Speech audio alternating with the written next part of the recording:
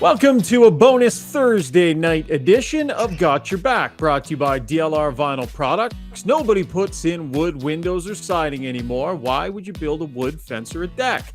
Do it once with high-quality, maintenance-free vinyl. Call my brothers, Rick or Rob, at DLR Vinyl Products. They've got locations in both Calgary and Edmonton. As we check in with our producer, Basement Chris in Kelowna, and our good pal, Jason Strudwick. The screen was totally frozen for me there, Chris. We're moving along okay, or were we freezing there? Everything's good. I didn't see it freeze, but that doesn't mean it didn't. I have three different versions to look at, but right now, program is moving. It's good. So, and remember, this is the podcast that doesn't edit. No. So whatever it was, Struddy, it started with a freeze frame of you, and it looked like you were like covering your nose with your hand or something. Yeah, buddy. Let's just tell how it is. Chris and I are always locked in. It's always your internet that dies. Like, I don't know if you have dial-up. Are you still using AOL?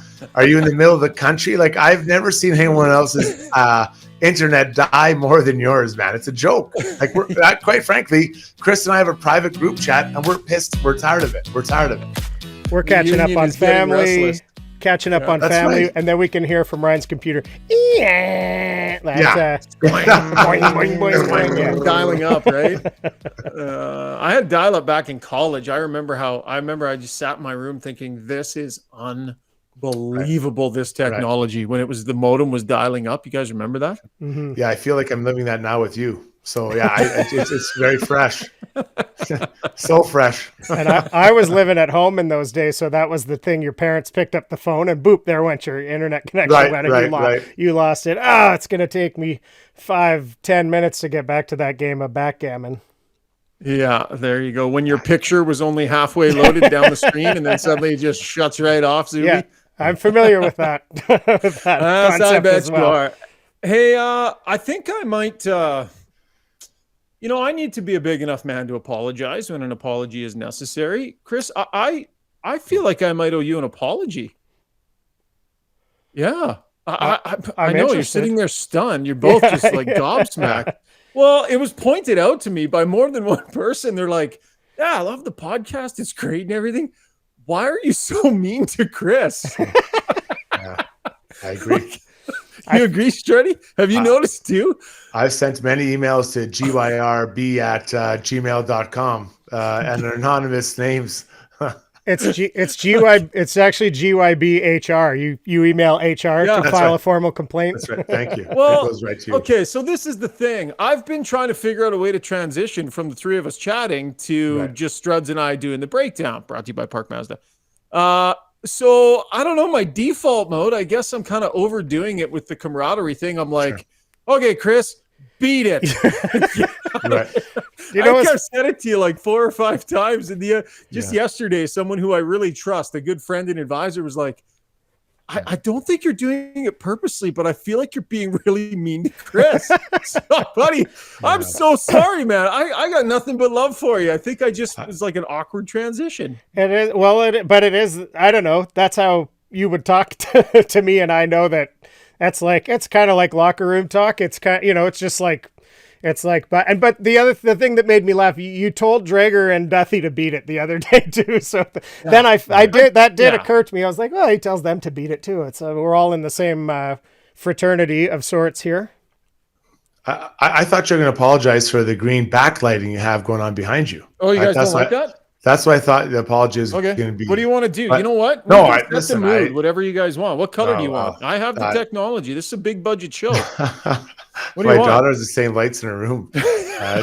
She does.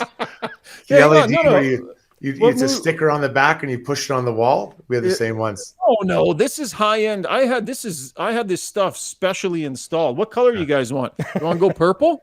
Or we'll go purple with like the purple, flicker. Yes. Purple with the flicker, or is that distracting? What kind of mood you in? We'll go purple tonight? Feels like a Halloween. Is this a Halloween edition? No, this is hey, we have mood lighting. I'm telling you guys, when I brought you guys on board, I told you we were going to be sparing no expense, and I needed to make good on that word. I think this will be more like it was like a magenta type thing. Yeah, you got that back there. We got Zoob's Dewey Cox picture still on the floor. He can't lift it up. It's been a week already. I don't know. Like, is it just me? No, it's annoyingly sitting on the floor. I don't know what the issue is. Put him up on the wall. Give Dewey the respect he deserves. He's got to join the dude and Spinal Tap up there. Yeah.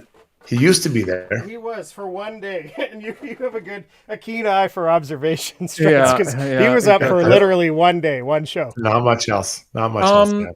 Chris, I'd very politely like to ask you if you could please go into the fist and disappear, because Struds and I have to get to the breakdown. But I would love it if you would join me for the final segment of the podcast today. Who's got your back? Because you're an appreciated, respected, loved, and valued member of this team. Yeah. Boy, I would just really enjoy that, Ryan. I sure appreciate being spoken to in such a polite. This sounds like the way I talk to my kids. Yeah. Listen, Zeus, I really appreciate the politeness. I agree. The adults have to talk. Have a great show. Have a great show, fellas. Don't now you talk to him like that, Struds. Don't you talk to him like that. I want some negative emails or texts or tweets. That will not be YouTube tolerated. comments. Okay. That's where the negativity happens. Yeah, right. Yeah. Bye. Chris, you were awesome this last 3-4 minutes, buddy. Yeah. Thank you so much for your contributions. All right, it is time now for the adults in the room to talk. I'm kidding. Time for the breakdown, brought to you by Park Mazda, where the newly redesigned 2022 CX-5 has arrived. Check out the brand new all-wheel drive sport design trim with its turbocharged engine, and see the available colors and trims in stock at parkmazda.ca. I was on the lot the other day, Struddy, and the thing with Park Mazda, like, I don't know if you've been on any lots recently, but stock is like impossible to get for dealerships the last couple of years.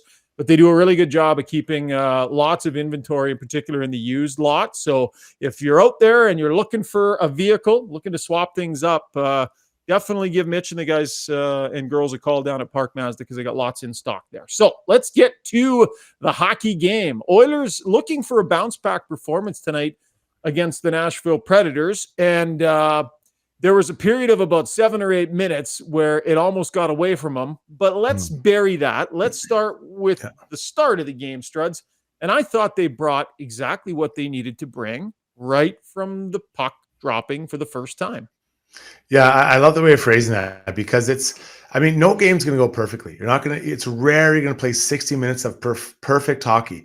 But let's call it what it was. Minnesota, they kind of got it handed to them, right? And they made a couple lineup changes, or a lineup change I thought was probably the right move. But their big guys showed up tonight. When you look at the leadership core of the Oilers, it's Leon, it's McDavid, it's Nurse. And I thought those guys brought it tonight, and with Leon getting the hat trick, and those are legit goals he scored. These weren't the accidental ones that go off of guys' feet. He scored some big goals, but they came to play, and I thought for the most part, most of the game, the Oilers carried or were right with Nashville for the gameplay. Yeah, 7-1-1 in their last 9 games played here. They're on a real tidy little run, and I think, importantly, what we've seen here a couple times in a row where the group runs into disappointment. They get on a nice little roll, but then they kind of get punched in the mouth with some disappointment. And I think about that Calgary game. Remember what a big game that was going to be? Yeah, sure. And what happened that night, and the way they just got stripped bare that night. And they bounced back strong and mature as a group after that. I think tonight's game was a sign that this team has access to their game when they really need it, right? Some teams can never really find it in timely fashion. The Oilers might not be able to bring it every night, but they seem to be recognizing moments, and this was one of those moments tonight. They needed to not let it get away from them. Yeah, well said. Great. Or you know what, Rishaug, when you look at it, honestly, there aren't a lot of teams that can be perfect every night. You know what? You're going to have some off nights, and they had an off night, so it's not about getting knocked down. It's about getting knock or get back up. And that's what I think Rocky, that's one of his favorite sayings. So they came back today and they were ready to play, and they really kind of carried the play to Nashville. I expected much the similar of what we saw versus the Wild. I thought there'd be a lot harder forecheck. I thought there was some forecheck. The Oilers did a good job, minimizing the effects of that.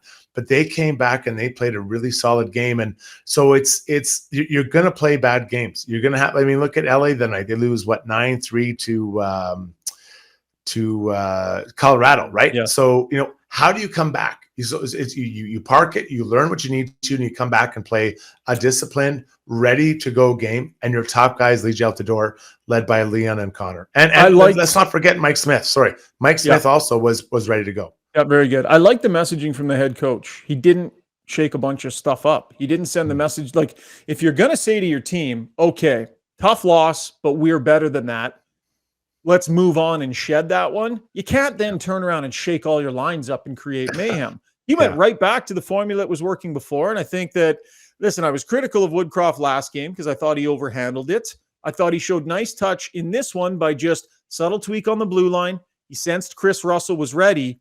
Well, how much did that work? How about the way Russell set the tone early in that game? A subtle tweak from the coach makes a difference, but he sent a message to his team by leaving the lines largely the same. And if you're a player, the message you're getting from the coach is, what we have going on works. We just got to get back to it. Yeah, I'm assuming you're talking about the Russell hit on, I think it was Granlund.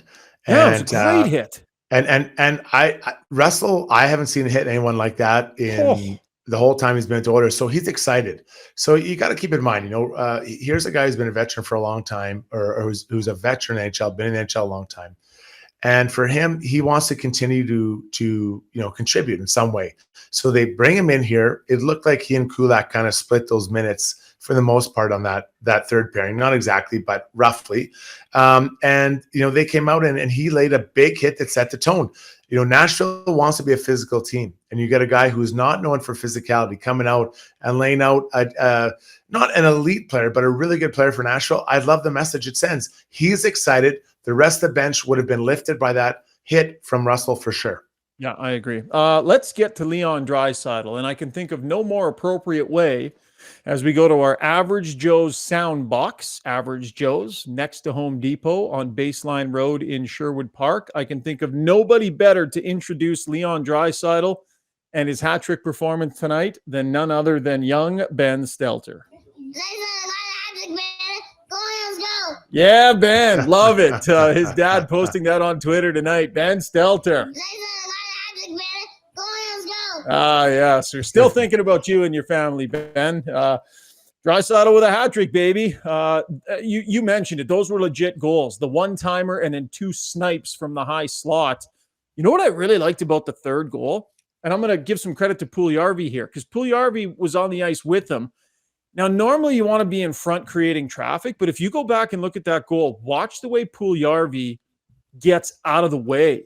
He actually vacates the front of the net because I think he knows, Struddy, that's Draisaitl. Just give him the one-on-one with the goalie and he's going to beat him. Get out of the way. Puljujarvi actually moved and Draisaitl sniped, but what a fantastic performance from Draisaitl.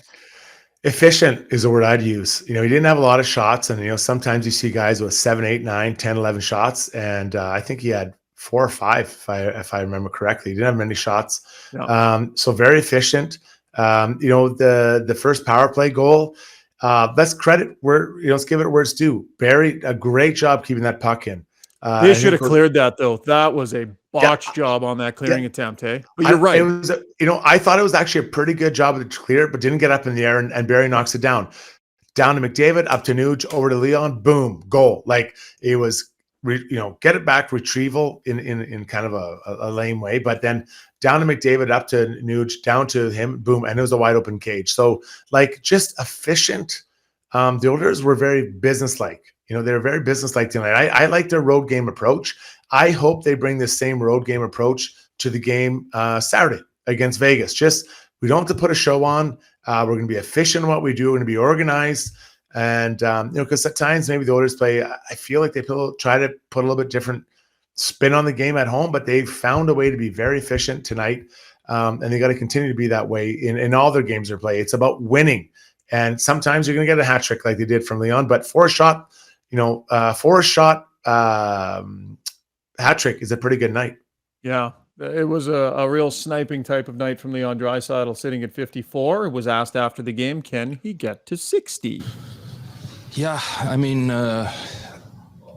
if I can get there, it's great. I'm like I said, I'm not going to try and stop scoring, but I'm also not going to force this, so whatever happens. Be happy to get to that mark, but if not, that's totally fine with me too. Been there, done that. That's not what he's here for. We remember that clip earlier on in the year. It's not about individual stuff for these guys anymore. They got their sights set on bigger things. But you get this close to a 60-goal season. He's a competitive guy. He sees what Austin Matthews is doing. I think there's some lip service in there. We're going to see Leon Draisaitl trying to bury as many as he can and them trying to set him up as much as they can, because that's just what teams do when a guy's sitting where he's sitting, correct? 100%, Sugar. But listen, let's be honest. You can still win and still have him get 60 goals. Oh, yeah. Like, if you're playing correctly, you're going to get chances on the power play. Like, I think the Oilers had 3 power play chances before Nashville tonight. They had, I don't have it, right on top. But I mean, they went 2 for 4 on the power play. I thought they had a good night. So you can still have success while trying to get this guy 60 goals. But I agree with you. When you're this close, man, there's no guarantee you're going to get back to that again. And he's a proud guy. He wants to try to track down Austin Matthews, which may be a bit of a tall order, considering what Austin's done. But still, the messaging is correct. And whether he believes that or not, the messaging he's sending the rest of the team is correct. They're about getting better. And they had a big rebound game tonight. They have a chance to put Vegas in a very difficult, not insurmountable situation, but a tough spot on Saturday. And but I don't believe him. I think that if he gets to 57, 58, those last couple of games, they're hungry. They're going for it. Yeah, and I know what you're saying about you can still win while you're trying to help your teammate out. But I have to say, I watched a bunch of that Maple Leafs game the other night against the Buffalo Sabres. And they are so uber focused on feeding Matthews all the time. It actually got in their way that game. I believe there were 2 or 3 scoring chances where they passed up the A chance to feed Matthews for the B chance, and it got in their way. They got away from that in their game against Washington. They didn't worry about it. They were dominant against the Washington Capitals, and they weren't worried about Matthews, who I don't believe he scored in that game. But right. I do think you need to be careful, and it can get in your way. And I like the fact that Draisaitl is saying what he is saying. Either way, this is going to be all kinds of fun to watch for back of Austin Matthews. He's got 19 goals in 20 career games against the Predators, his 6th career regular season hat trick. Great performance. You mentioned Mike Smith. So he got the shutout, but one got by him. For sure, he got beat in that game. But if it weren't for Jeremy Kupal, he would not have that shutout. Unsung hero, I think we need to say. The Oilers have been very good on reviews, and this just goes to show you when every little detail behind the scenes is taken care of and everybody's on, you just never know how you can affect a game. And their video guy has affected multiple games this year. Yeah, he has. And there's a lot of responsibility about that, because you think about it, he's back there, mostly solo, especially on the road, and he's got to make these decisions. Do you not challenge this play? Now that one was like the naked eye. I picked it up. I thought, oh man, this looks offside. And then even as they before they did review, I thought it was offside, and it was. But it takes courage and a strong relationship with your head coach, that you know what you're talking about. Even because it's not limited to that. We're also talking about goalie interference, what has been called in the past, what's been called back in the past. So the video coach has to know a lot about it. Now I'm on record. I don't love that these are called back, and I'm not saying this. Yep. Because it doesn't affect the play at all. I recognize that it is illegal, or it's a wrong call. But if you can't catch it in real time, does it really affect the game that much? And I think at that moment, Schauger, it could have affected the game big time, because that was, I want to say 4 or 5 minutes into the third period, you get that first goal. Also, now you got, I'm just going to call it 15 minutes here to get 2 goals. That might be a much different finish, but you could see, and you knew it, that the Predators knew it was offside well before it was called back. Here's, as we go back to the Average Joe soundbox, bit of an explanation from Woodcroft on the sort of machination of this whole thing and how it works. We have the best video coach in the NHL, and Jeremy Kupal. I'm proud that I, a few years ago, was part of the process in bringing him in from Nashville to Edmonton. He works extremely hard. He's very detailed, and he's quick in his decision making.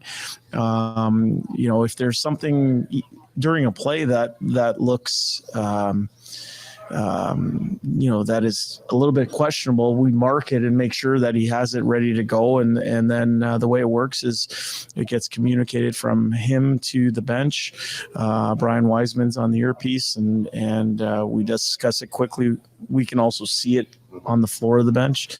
And Woodcroft making it clear that he makes the final decision. But if Kupal's not on the ball, other teams that maybe don't have that system working as confidently, you end up missing some, or you end up second guessing yourself. So the Oilers have that rolling for them, and we got to give a little love to the video coach and some irony there in that he came over from Nashville.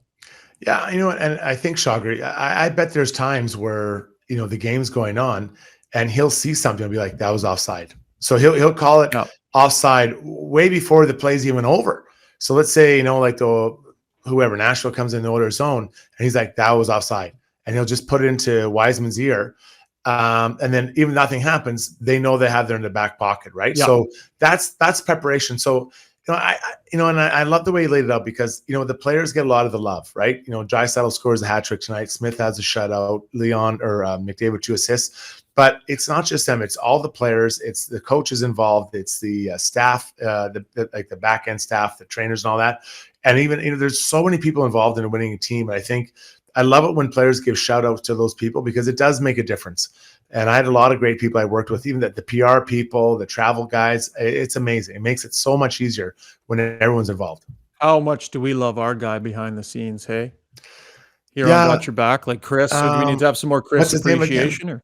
Yeah. Are we sending him? Are we sending him something? Like, are you talking about sending him something nice? Like some tape to put up the Dewey Cox poster? Maybe a hat. So you don't. I mean, listen. I understand, Chris, that now I'm going to be hard on you here. I understand that you are producer Chris and you are a hockey fan, right? But I mean, an Oiler hat. I feel like, I don't know. Is that digging into the journalistic integrity of what we're here to do, Struds? Are we going to veto the Oiler hat for Chris from now on? Well, if it gets him up on time for the morning shows, I don't care what he wears. We brought him back on here to give him some love, and I have no integrity. I'm not. I'm a producer. No. I have zero integrity. You have zero integrity. So let me get this straight. You don't show up on time. You have no integrity. Your decorating is sketchy. Those are the bullet points on my resume. Those three you just mentioned. We're really trying hard here today, buddy. We're really trying hard. No, listen, I'm not giving you anything to work with. Well, nothing good. Nothing on the good side. I make it easy. Mark this down. I will sleep through one of our morning wake-up calls. I know it. I know it's going to happen, so I'm apologizing now. I know I'm giving you a hard time, but it will happen to me, and probably happen to Shagar actually at some point. No, I can actually guarantee you it won't happen to me, you guys. You guys should have known this about me before you signed up, but I am a little bit of a stickler when it comes to time. Like if I tell you I'm going to be somewhere, I'm going to be there. If I'm not going to be there when I say I'm going to be there, you'll get a text 5 minutes ahead of time saying I might be 4 minutes late. I am like that guy that I don't know, just the way I was raised. I'm a little bit neurotic about it. Yes. Like Zuby, how many text messages did you wake up to 2 hours late on your phone from me? Like, hey man, just checking in. Hey bud. Hey, did you sleep in? Hey, might have to just do this myself. Hey, bud. What time did we say again? That's what you said. What time did we say again? Yeah. It was like it was 4 or 5. It wasn't out. I knew the second I woke back up. I mean, I knew I had messed up. And I mentioned this when we talked about it the first time. But if there was an over/under set at 10, it would have been good money to take the under on that. So the fact that I went 10 shows without sleeping in is actually pretty incredible, I think. Well, like my old news director said to me when I accidentally dropped the S word on the air during a newscast, Ryan, I've never given anybody the opportunity to do that 3 times. So thoroughly on notice, Chris. Since we've got you here, we might as well keep you here for the rest of the breakdown. The last point I wanted to make to you, Struds, and Zuby, if you want to chime in on this, without the foam fingers on, please, waving around the Oiler foam finger. I thought they got away with one there in the third because Nashville earned that goal. Even though it was offside, they earned that goal with the way they came out and played. They whiffed on like two or three very good chances early in the third. The Predators were ready to tie that game, had that goal counted. Yeah, I'll jump in first here. I think, you're going to have those moments and you have to weather the storm. it's not all, you're not going to dominate all 60 minutes, right? So you got to weather a storm. Sometimes that looks like a penalty kill. Sometimes that's your goalie doing a good job. Sometimes that's just, punting the puck out of your zone for 5-6 minutes to kind of just give yourself a chance. So no, you're 100% right. And Zoobs, as a fan, I think that's a game that you can really, get behind your team and feel good about. Absolutely. And just, it's a wake up call. That's a wake up call. They're very lucky, absolutely. They're lucky. You could feel the tide turning. I think sometimes you got to take your luck and roll with it and not look back. You needed that 2 points tonight. It's against a team that's chasing you up this, not in the division, but in that wild card area. So I don't think you overthink it after the fact. They've given up too many third period leads, and just say one way or another, we were able to close this one out. For sure. Chris, were you putting your kids to bed and not watching the game tonight, by the way? I watched some. I did. I watched. No, I know you were. I watched some, and I was following along, but not as much as I would have liked. It's right around bedtime for you, hey? But right around bedtime. I was aware of that goal called back. I was following along there, and bedtime comes early around here. Because I text you that. I text you the goals called back. Well, no question. First star of the night tonight is this young man. Yes, good stuff, Ben Stelter. Thanks. Okay, Chris, great segment. Really loved having you along and really look forward to the next segment. Struds, you can kindly exit the podcast now. Thanks for your time. Look forward to doing some more a little bit later on this week. So that was The Breakdown, brought to you by Park Mazda, your dealer for life in Sherwood Park off Y Road. Visit parkmazda.ca. On the other side of the break, Who's Got Your Back, brought to you by Deborahs. That segment coming up with Basement Chris and I. As always, you're listening to Got Your Back, presented by DLR Vinyl Products.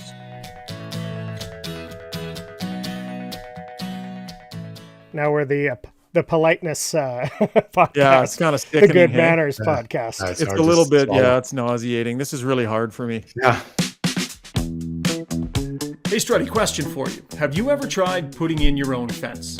I sure have. Between digging the posts, mixing up cement and digging the holes, it's absolute killer. It's brutal on the back. Well, listen, what if I told you you could put in a fence without having to dig a hole or mix any concrete? I'd be much more likely to come over and help you out. Yeah, well, you're not the first guy I would call, but thank you for that. Listen, my brother's company, DLR Vinyl Products, they've come up with a system where you can actually put high-quality vinyl fence in the ground without having to dig a hole, without having to mix any concrete. They can teach do-it-yourselfers how to do it, and they can also work with contractors who might be looking to start installing vinyl. It's super high-quality product. The great thing about it is that it has fantastic longevity. You put it in, you don't have to worry about staining or sanding or anything like that. I've been lucky enough, Struddy. They've put in multiple fences in my different yards, and they've built me 3 decks. I have totally abused the fact that my family is in the fencing and decking business, but it's great product. Give Rob a call in Calgary or Rick a call here in Edmonton. This is a company my dad started. It's a family business. I'm super proud of it, and I'm very proud that they are our title sponsors. That's DLR Vinyl Products in Edmonton and Calgary. Hey, it's Ryan Rishaug. While many are feeling the sting of inventory shortages, Park Mazda has you covered. They've got new Mazdas arriving every month, including the redesigned 22CX-5 in whatever color you're looking for. They've also got a huge selection of used vehicles with new arrivals every week and some of the most competitive interest rates on cars, trucks, SUVs, and more. Park Mazda, your dealer for life in Sherwood Park off Y Road. Schedule a test drive at parkmazda.ca. Time now for Who's Got Your Back, brought to you by Deborahs Golf Shop and Fitting Center, helping you play better golf. Your local golf shop for the last 23 years. Chris, you have young kids. Is golf in any way, shape, or form on your radar? It is. I bought clubs last year after not owning clubs for a long, many years, maybe ever. Still actually, in the wrapper? Like a proper set. No, because they were secondhand. And I think I hit the range once last year in Revelstoke, not even here. I took them when I was going to Revelstoke for one of my real estate shoots and growlermediagroup.com. And and a quick plug there. But I'm in Kelowna, so I'm like, I got to have clubs now. So this year, probably playing rounds. I don't know how much that'll be on the radar, but I think to get out and hit the range from time to time has got to be there. Well, here's what we're going to do. I'm going to plan a Got Your Back summer party on the back deck. Yes. On the DLR Vinyl Products maintenance-free vinyl deck. This is the I'm going to get you over segment. to see. Yeah, I'm going to get you over to see the gang at Deborahs because they'll get you set up nice. They've helped me out massively over the last couple of years. Now they're trying hard to help me on my game, like Scotty McNabb. Nabber, he hauls me into the TrackMan simulator and he tries to get me straightened out. And I think it's frustrating for him because every time I go back in there, I have a terrible memory. I just sort of forgotten everything that he taught me. So he very patiently reteaches me over and over again. But he definitely has helped my game a lot. More than anything, I think I look better on the golf course. They got nice apparel there. All their new stuff is in stock right now. So I'm looking forward to heading down there this week and picking up some stuff. I'm fired up for the golf season. So when you come out, and maybe it can be an adult trip. Maybe, I don't know, if you got grandparents around that can take the kiddies, you and the missus can come and we'll get a visit into Deborahs and a round in. How's that sound? Well, we got them there, grandparents there in St. Albert. So. Oh, well, snap. Then, yeah, absolutely. We're doing that. Okay, good stuff. So time now for Who's Got Your Back, brought to you by our friends at Deborahs. You were in charge of the Average Joe's inbox all week. It was a busy week for me. So as you were perusing through, and we love the fact that people are continuing to contribute to this show, by the way, gybpod@gmail.com is the Average Joe's inbox address. And we want your Who's Got Your Back story. So Chris, what did you come up with this week? Well, this is going to hit pretty close to home here. This is from Christian, and he writes us to say, a nice simple one to show you some appreciation because I've never been able to reach out and thank you for this, but it was during the Humboldt bus crash week. Myself and a few buddies traveled down to Humboldt to be with the family and see the memorial at the rink. And we were staying in the same hotel as you. I got to meet you and a few other TSN guys in the hotel lobby, and you especially took the time to talk with us and offer condolences. And it was pretty meaningful because it was such a down time, and because you're someone I listen to every day on Nielsen and Gregor's show and still do to this day. So I guess this is a small and simple way that you came through to brighten my night and initiate a conversation in such a downtime that week. And that's from Christian. Oh, that's really nice. Yeah. Well, and thanks for picking that one, Chris. That's awesome. I actually think I remember that. Yeah, because there aren't a lot of, there's really the one main hotel in Humboldt, and I spent a lot of time there over about a year and a half. But I remember having many conversations with people who had come into town, many conversations with locals. And yeah, that was a time where everybody was kind of walking around in a bit of a daze. And I think I remember running into, was it Christian and his buddies in the lobby? Yeah, we had a real good chat. So Christian, thanks for sending along that note. And from what I recall, it was great to talk to you guys as well. And good on you for heading out there to pay respects. Speaking of the Humboldt Broncos, we have to have Tyler Smith on the show here at some point. We've been sort of touching base back and forth with him a little bit, but Tyler and I have stayed quite close since, we worked on a few different projects. Pretty cool, actually. He went to NAIT. He went to the broadcast program at NAIT. I hooked him up down there to go get a tour of the place, and he really liked it and applied. And so we went and did his 2 years there. And he's doing a bunch of public speaking now. And just sort of serendipitous, he moved to Calgary. He coached my nephew, Sam, this season in minor hockey out in Calgary. So Tyler, he's got an excellent podcast right now with Riley Shahan. Oh, my goodness sakes, the name of it is escaping me. Speak Your Mind, I believe is the name of it. Riley Shahan and Tyler Smith. So my apologies for not remembering that right off the bat. But we will have Tyler Smith on the podcast here sometime soon. And a reminder that we would like to hear your stories. So send them to our Average Joe's inbox. Average Joe's on Baseline Road in Sherwood Park. You can find it right next to Home Depot. That's gybpod@gmail.com. We'll have to go to Average Joe's. I'll have to check out Average Joe's when I come to town, too. Oh, for sure we will. Yeah, we'll hit all the spots, but we'll go for a test drive at Park Mazda while we're at it. And get the guys from Belvan Construction to come over. Have a big sponsored party out on the DLR vinyl deck. Amazing. All right, I think we've paid our bills tonight, buddy. Yeah, we got all the plugs. Hey, listen, again, we joked around a lot. I actually went back and listened to a couple of the podcasts back, and I was like, I was kind of hard on Chris. So you and I go way back, like 20 years back, and I got nothing but love for you. So my apologies if I was playing the role and being a big wheel on you. Oh, good. My feelings were not sufficiently hurt. They bounced back. Well, whatever goodwill that you earned for me feeling bad was gone when you slept in. That's right, So we are even Steven right now, buddy. I'll never live that down. Good stuff. All right, great to talk to you. We're going to try and drop a couple podcasts next week, eyeballing the 19th, maybe the 21st. So best way to make sure you can hear it, just download so that it comes right to your phone whenever we're able to knock these podcasts off. Big thanks to all of our sponsors, DLR Vinyl Products, Park Mazda, Belvan Construction, Deborahs Golf Shop and Fitting Center, and Average Joe's Sports Bar in Sherwood Park. Thanks for subscribing and listening and making us part of your post game. This has been Got Your Back, presented by DLR Vinyl Products. Have a great night, everybody.